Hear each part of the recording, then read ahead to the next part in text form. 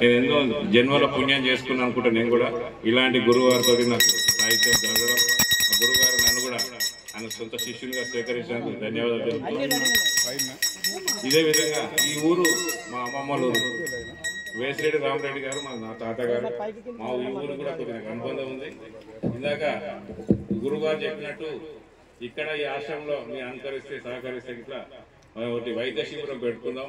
కంటిది కానీ, గుండెది కానీ, ఆపరేషన్లు కానీ, ఇంకేదైనా మీకు ఏ అవకాశం ఉన్నా సరే ఖచ్చితంగా ఒక రోజు గురువారం చూసుకొని మీకు అన్ని విధాల అన్ని శస్త్రశిక్షలు అన్ని పరీక్షలు ఇక్కడ చేసేటట్టు, ఇక్కడికే వచ్చి చేసేటట్టు, దాని తర్వాత ఆపరేషన్లు ఉచితంగా చేసేటట్టు ప్రయత్నం చేస్తాం.